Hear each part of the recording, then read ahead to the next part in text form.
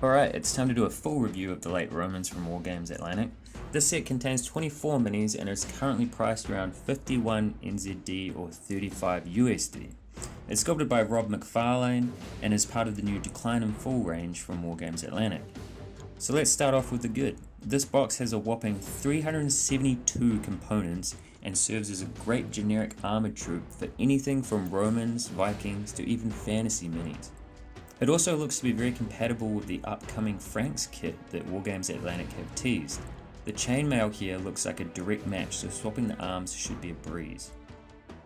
Wargames Atlantic have also mentioned that this box works as a command for the upcoming 60-man army builder box.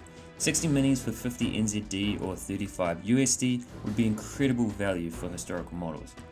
We get two different banners for this kit. One banner features the Kai Rho, I think it's pronounced, used by Constantine.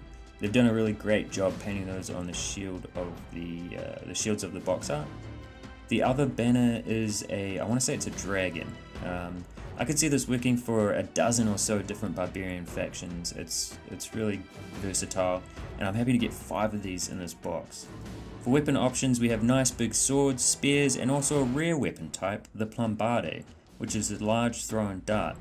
If you want to see a great demo of this and other ancient weapons, I'd highly recommend Todd's channel. He has a huge collection of videos on testing weapons from different periods. It's like Age of Empires or Bannerlord in real life. Here are a few images of my attempts to assemble the models. I found assembly was mostly straightforward. The Wargames Atlantic is strong and stiff but not too brittle. I assembled a few variations here using different helmets, crests, and weapon options. So now that we've mentioned the good parts of the kit, let's mention the not so good. There are 3 main things that stood out to me when assembling these. First, it seems to me that some of the heads, especially the faces, were a little undercooked. Baba Booey. Compared to other Wargames Atlantic kits, they don't really stack up, and they get absolutely mogged by Victrix Romans, I hate to say it.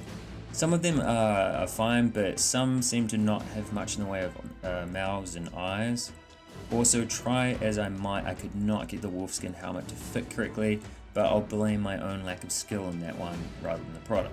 The second issue I found was that the shields and sheathed swords were way too large. The shields stand out as being very oversized. If we look at the illustration on the box, they look slimmer and smaller than the end result. Here are the shields compared to other ranges. They really are quite massive. If this was a wooden shield to scale, it looks like it would weigh about 30 kgs, maybe 40 if it was wet. Personally, I'll be swapping the shields out to some Spear Ghoul and Dark Age Irish shields, and I'll make these guys armored ghouls or just some generic barbarians.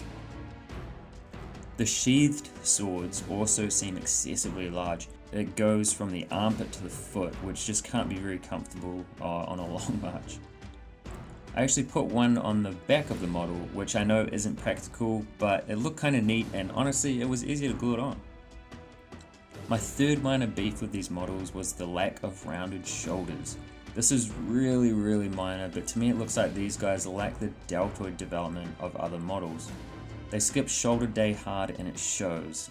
Some of the arms tend to slope down from the collarbone at what looks like a 45-degree angle rather than having rounded shoulders that we see in other kits. Again, it's really minor, but I did notice. For me, I'm not going to use this kit as Romans, sadly. I'm simply spoilt for Romans already from other brands, so instead I'll convert them to an armored ghoul or a barbarian warband. So for the final rating, I'll rate the kit based on 4 categories, which I'll use going forward for other kits that I review.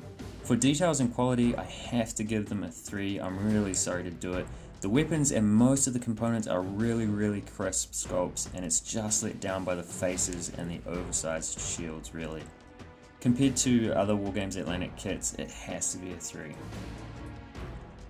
Value-wise, I can also only give this kit a 3 out of 5.